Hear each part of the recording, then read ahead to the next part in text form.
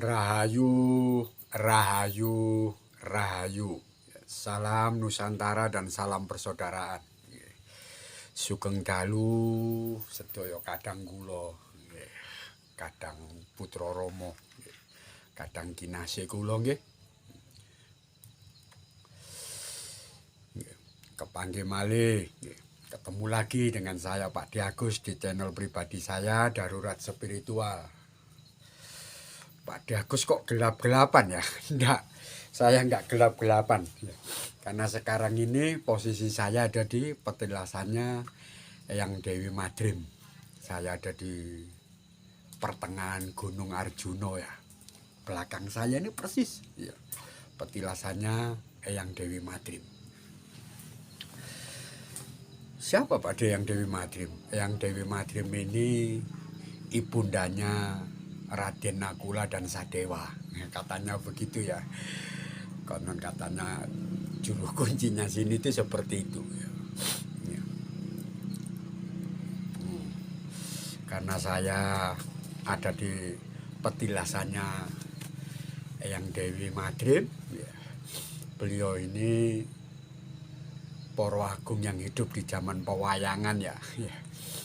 Dengan tahu kan Raden Nakula dan Sadewa itu kan satu saudara dengan ya Yudhistira ya, sama Bima dan Arjuna ya. Cuma Bima, Arjuna dan Yudhistira itu dari Ibu Dewi Kunti. Kalau Raden Nakula dan Sadewa itu putranya ya Ibu Dewi Madrim, katanya gitu ya. Nah, dan romonya bapaknya ya Pandu Dewanata, katanya gitu ya. Ya, apa yang Pak De mau ceritakan di sini?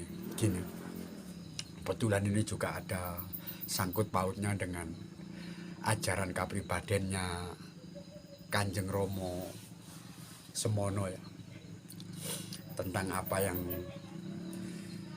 disebut dengan Srinogorojo. Apa yang bisa kita pelajari dari Srinogorojo? Konon katanya Srinogorojo ini mempunyai upas. Upas itu bisa ya, namanya naga ular itu bisa katanya ya. Yang namanya itu upas daru besi. Apapun sing kesembur, kata kalau bahasa Jawanya, opo ae sing katamen karo upas daru besine Srinogorojo, iku mesti ajur lebur, sirna ilang tanpa dadi. Wah, bahasa Jawa tulen Pak ya. Coba kalau di Indonesia kan gimana Pak Agus? Ya kalau di Indonesia kan mungkin gini ya. Upas atau bisa daru besinya Srinogorojo ini kalau disemburkan itu di gitu ya. Itu kalau kena, jangankan kulit dagingnya manusia ya, besi baja itu loh bisa hancur lebur ya, lulu lantak gitu. Nah terus apa hubungannya Pak Dila? Ini hubungannya dengan ya ajaran-ajaran yang sifatnya itu ya bukan siningkeran wingit ya. Kalau saya bilang itu ya sasmitaning gaib yang bisa dialamkan, yang bisa dipahami secara akal pikiran dan nalar logika. Maksudnya itu gini loh. Kalau tadi Pak D bilang bahwa Srinogorojo itu punya upas atau bisa ya, yang namanya upas daru besi ya. Itu yang kekuatannya, apapun yang kena sembur itu, kena tiup itu ya, bisa hancur lebur. Jangankan kulit dagingnya manusia, bahkan besi baja itu lo bisa hancur lebur. Sekarang yang jadi pertanyaannya, kenapa mulutnya Srinogorojo itu tadi menyimpan bisa atau upas yang kayak begitu ganasnya itu kok nggak hancur gitu loh. Ya apa ini ceritanya? Harusnya kalau memang upas itu betul-betul sangat luar biasa, ya harusnya mulutnya Srinogorojo itu hancur gitu loh ya. Tapi kenapa kok Srinogorojo itu mulutnya nggak hancur untuk nyimpan upas daru besi yang kayak begitu ampuhnya, kayak begitu kuatnya ya. Ini pelajarannya ya. Dulu saya dapat dari Romo itu ya, bukan Romo Semono ya. Ya sebenarnya ajengan, cuma saya panggil Romo Ageng ya. Ngomongnya ke saya itu seperti itu ya. Ini loh yang dimaksud sama Romomu, Kanjeng Romo sejati Gusti Prabu Heru Cokro ya. Sak temene kunci ku kenek digawe apa ae. Dan saronone iku mijil asma, asal kuncimu iku mangkak mbak gawe tumindak sing ala. Ya. Orang Jawa pasti tahu ya, kalau di Indonesia kan gini. Jenengan semua paham tuh bahwa kunci itu bisa dipakai apa aja. Tapi saronanya itu alatnya itu kan jenengan harus bisa mijilkan asmo sejati jenengan, karena itulah kuasa hidup jenengan. Asal jangan dipakai untuk melakukan tumindak atau perbuatan yang tidak benar lah itu. Urusannya sama Sri Nagaraja itu di situ gitu loh ya. Sebenarnya nggak ada yang namanya asmo sejati, kuasa diri, ya, sing medeni, ya, yang menakutkan itu nggak ada. Upas daru besi pun itu tidak akan menakutkan, tidak akan sangat mengerikan sepanjang ya kita itu berhadapan dengan orang yang bisa memegang itu. Lah ini ya, di sini kan jenengan baru paham ya maksud saya ya. Ya. Kadang kan ada ya orang itu memegang sesuatu yang beliaunya perlu pegang, yang beliaunya itu pegang itu malah bikin orang lain itu celaka lah ini. Okay. Nah itu tadi yang kenapa kok disebut dengan upas daru besi. Upas daru besi terus disempurno itu maksudnya apa Pak De? Apa sama dengan bacaan di sengker itu Pak De? Ketiban itu kupote sirno layu itulah mungkin juga seperti itu. Mungkin seperti itu ada sambungannya dengan itu. Bisa jenengan pahami ya, memahaminya pelan-pelan ya. Iya, seperti itu ya. Jenengan punya sabdo dadi, jenengan punya ilmu ya. Tapi jenengan bisa sendiri tuh iso gegem tapi gak iso ngopeni. Nah, ini repot ya. Ya jenengan bisa ya mempelajari kuasa daripada satu keilmuan, tapi jenengan sendiri tidak bisa mengendalikan keilmuan itu, malah jenengan yang dikendalikan sama itu. Nah jadinya malah hancur-hancuran, bukan cuma mencelakakan orang lain ya, ujung-ujungnya malah mencelakakan diri jenengan juga. Nah seperti itu ya. Ya coba ya jenengan tarik garis lurusnya ya ketemunya di sini. Apa yang dimaksud dengan upas daru besi yang dimiliki oleh Sri Nagaraja itu tadi? Dengan apa yang dimaksud dengan ketiban itu kupo lah itu. Terus apa urusannya dengan yang tadi itu? Kunci kena digawe apa-apa, saranane kudu mijil asma, tapi ojo sampai digawe nglakoni tumindak sing luput. Ya. Jadi ojo nglakoni donga nambah dosa. Maksudnya itu gitu, ya. Enggak apa-apa. Jenengan mau pelajari apa ya? Soalnya apa ya, upas daru besinya itu seorang putra itu kan ada di asmo sejatinya ya.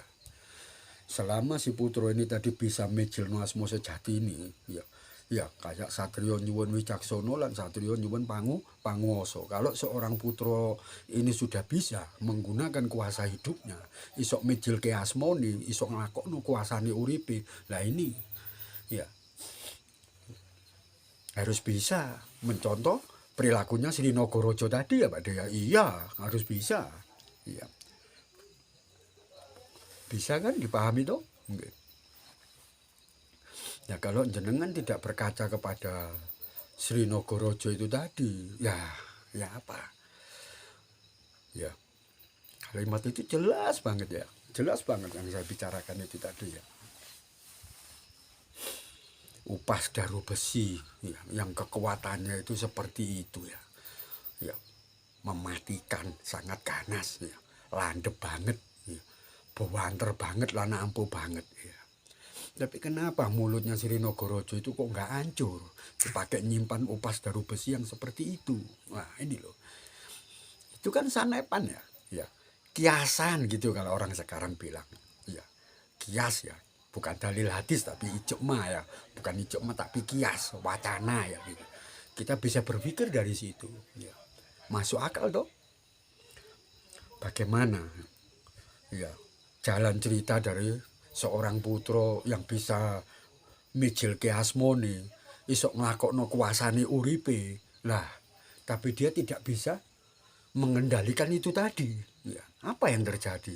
Ya, bukan cuma orang lain yang celaka, tapi dirinya sendiri juga pasti ikut celaka. Bukan cuma dirinya yang celaka, orang lain pun juga pasti sengsara karena ya itu tadi. Ya, nah di sini nggih, ya, jenengan yang harus paham. Ya.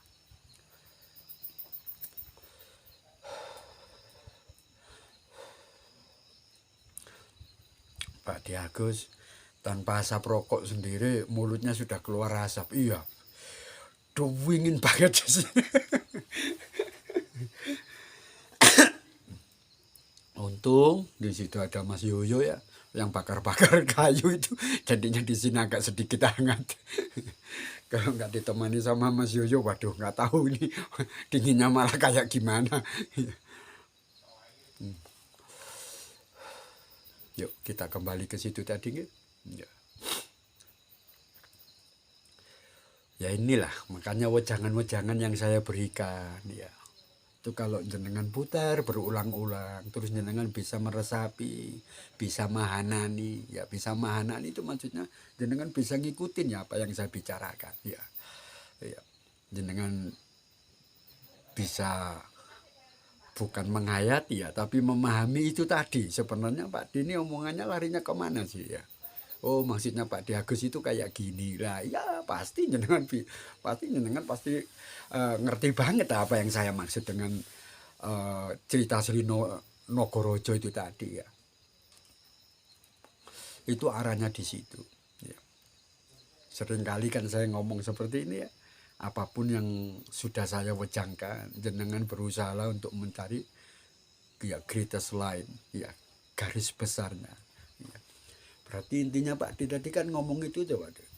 Seorang putra kalau pada saat beliaunya ini sudah bisa memejilke asmone, isok nglakokno kuasane uripe, ya kudu laku koyok Sri Nogorojo tadi. Ya, gak boleh sembarangan mengeluarkan upas daru besinya itu tadi.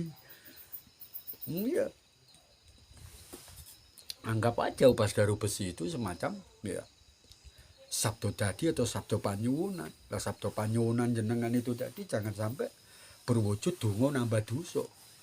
Ya, yang namanya donga itu enggak harusnya ya mendatangkan anugerah, bukan doa yang malah menimbulkan dosa dan mendatangkan petaka. Kan seperti itu maksudnya ya. Nah, bisa nggih dipahami nggih? Itu dulu kalau nggak salah ya tahun 2008 ya saya dikasih wejangan seperti itu ya sama Allah.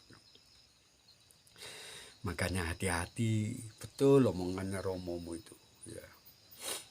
Senajan kuncimu iku mang kenek digawe apa-apa lan kon wis ngerti ya. Carane ya apa mejilke asmamu, awakmu wis paham ya apa carane nglakokno kuasane uripmu ya. Tapi ojo sampai kabeh ku mang mbak gawe nglakoni tumindak sing ala. Ya, nggih. Jadi ya dari wejangan atau kisah keberadaannya Sri Nogorojo itu yang bisa kita ambil dari wejangan itu ya itu tadi gitu. Itu kelihatannya sepele loh. Tapi ya apa ya kalau saya bilang ya banyak ya manusia-manusia di luar sana ya beliau-beliaunya yang ada di luar sana itu yang merasa punya ilmu, yang merasa punya kemampuan.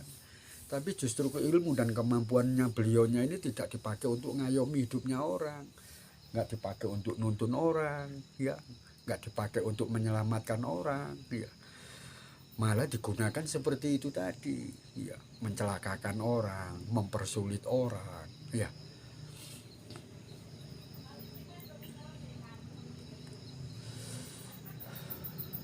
Dan menyeret orang ke dalam berbagai bentuk masalah dan petaka, ya. Karena kemampuan yang beliau-beliaunya itu punya, yang beliau-beliaunya itu miliki, gitu. Nah kita tidak apa ya, kalau saya bilang ya jangan sampailah kita melakukan yang seperti itu ya, khususnya Kadang Putra ya. Dan kita bisa belajar dari apa yang ada dalam bacaan kunci. Makanya satrio itu tidak didahulukan nyuwun panguwasa, tapi satrio itu yang didahulukan itu nyuwun wicaksono. Nah ya, bijaksanalah dulu. Ya. Kalau jenengan sudah ribut dengan kebijaksanaan, jenengan sudah paham dengan yang namanya sifat wicaksono, jenengan mau dikasih kuoso yang kayak gimana pun jenengan tidak akan menimbulkan apa-apa. Tapi kalau jenengan mengutamakan kuasane urip, sedangkan sifat bijaksana itu sama sekali tidak ada di dalam dirinya jenengan, saya berani taruhan jenengan pasti akan menjadi petaka. Bagi siapa Pak De? Bagi semua, termasuk diri jenengan sendiri. Masuk akal kan? Ya, mau jenengan debat pun juga jenengan pasti akan ketawa sendiri. Ketawanya apa? Ya omongannya Pak De Agus bener. Mau jadi apa? Orang itu kalau tahu kuasa tapi nggak tahu bijaksana, ayo, akhirnya kan pasti menang-menangan, ya kan? Iya, nggak mau dia dikalahkan karena dia sendiri merasa punya kuasa. Pasti hidupnya itu menang-menangan.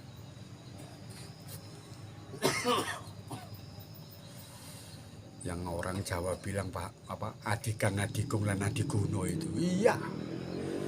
Adikan Adigung dan Adiguno itu ciri daripada seorang satrio yang sama sekali tidak tahu sifat bijaksana. Dia itu taunya kuasane urip, dia itu taunya kekuatan hidup, dia itu taunya dia punya power. Wah, wis. Dan tidak tahu benar dan salah ya Pak De, pastinya. Wong satrio tanpa wicaksono itu kan pastinya ya satrio itu gak ngerti ndi sing bener ndi sing salah. Akhirnya ya jawab patrap lan tumindake iki mang sak geleme dhewe, ya. Sak geleme dhewe yang pasti. Gitu toh. Nggak akan bisa. Ya, seorang putra yang modelnya kayak begini itu terus disuruh menirukan tapak lakunya atau tapak tilasnya Sri Nagaraja tadi itu nggak mungkin bisa. Ya. Nggih? Gampang banget kok dipahaminya, nggih. Sampun nggih? Rahayu, rahayu, rahayu. Salam Nusantara dan salam persaudaraan.